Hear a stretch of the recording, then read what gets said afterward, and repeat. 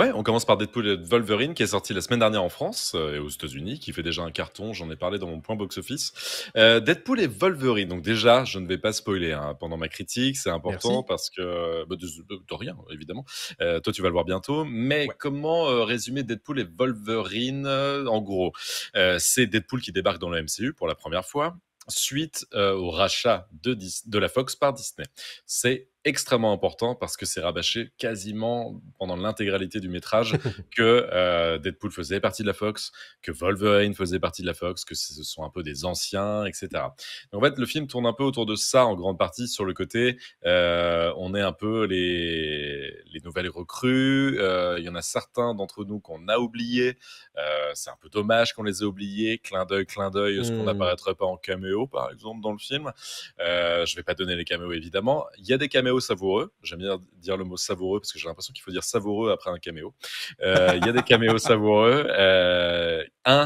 En fait, c'est ça, le film est intéressant pour ça, c'est parce que, c'est ce que je t'ai dit en sortant de la salle, je t'ai dit, toi et moi, on va adorer, Hmm. parce que chaque semaine, on parle de ça.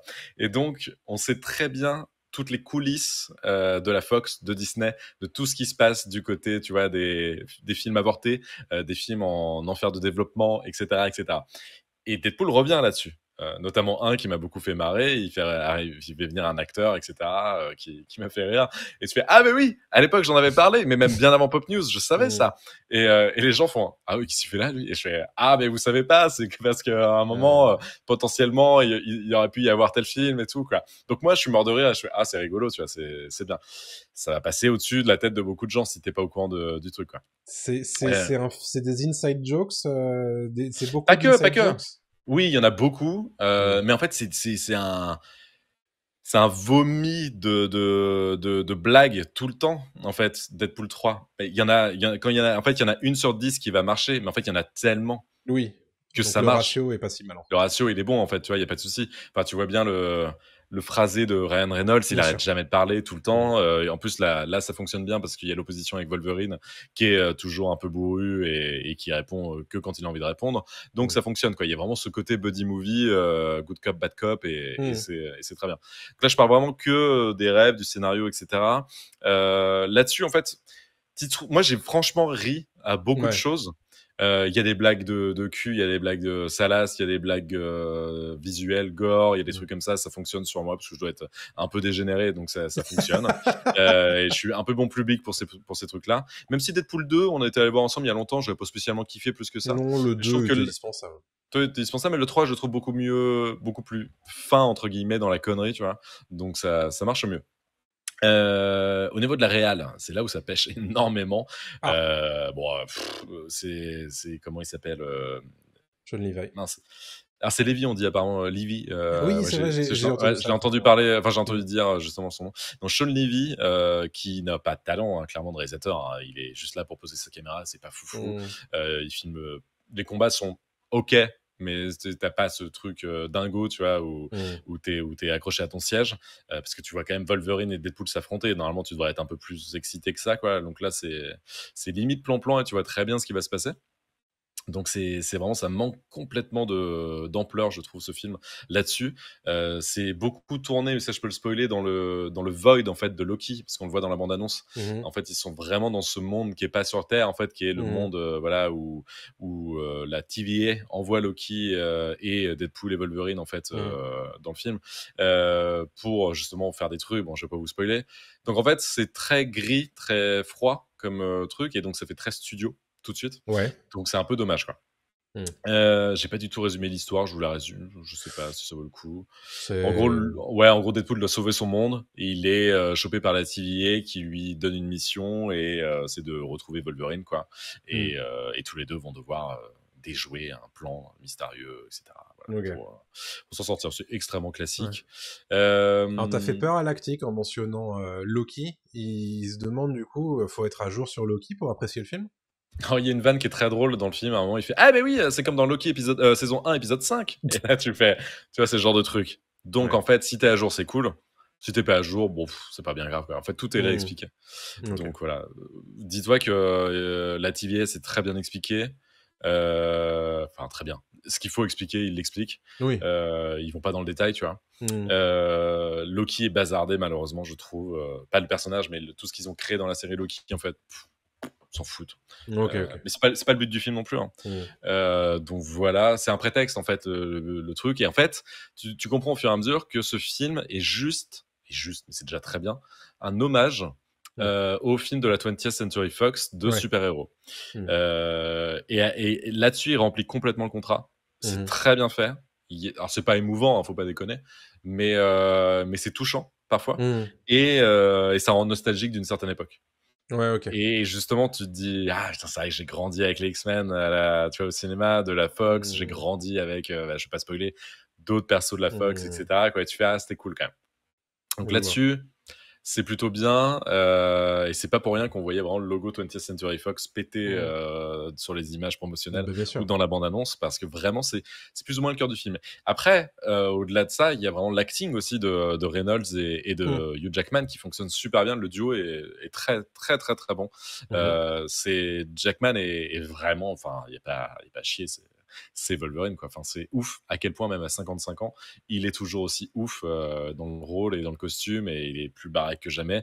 Il est touchant aussi dans le film. Et Reynolds fait de Reynolds, mais ça lui colle à la peau. Mais quand il est en Deadpool, ça fonctionne, quoi. Donc c'est très bien.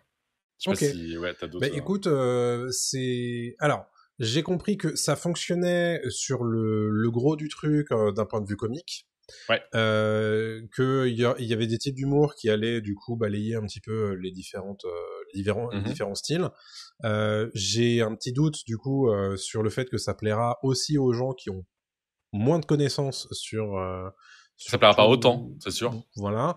Mais est-ce que tu penses que ça leur plaira quand même aux gens qui n'ont pas tout ce passif-là? Oui, parce qu'il y a des blagues. Oui, parce qu'il y a des blagues en fait juste du film, tu vois, pour le film. Donc ça passe.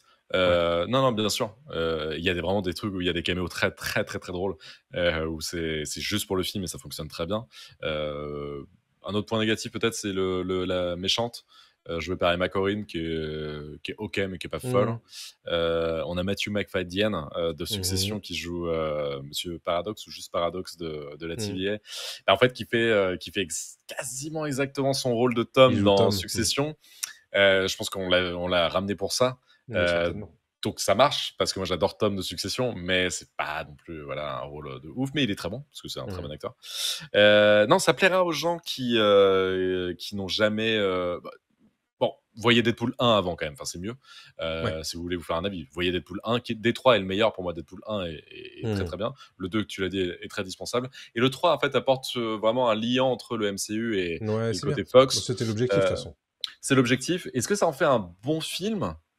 En fait, c'est ça, c'est sur plusieurs niveaux, parce que en fait, c'est le truc, c'est que c'est un bon film du moment et de son époque. Tu le revois dans 2-3 ans. Ouais. Je suis pas sûr que ce soit un bon film, tu vois. D'accord, ok. Je revois Deadpool aujourd'hui, le Deadpool 1, je fais ok, ça reste toujours un film drôle, parce qu'il est ce qu'il est, tu vois. Il a compris que c'était pas juste faire des blagues sur le moment de Loki saison 1 épisode 5, de le MCU Endgame, c'est pas foufou, nanana, vous avez vu en ce moment il y a ça. En fait, tu fais gars, en fait, c'est bizarre, parce que tu dois être un film qui tient dans le temps. Là, tu tiens maintenant, et c'est très circonstanciel, quoi.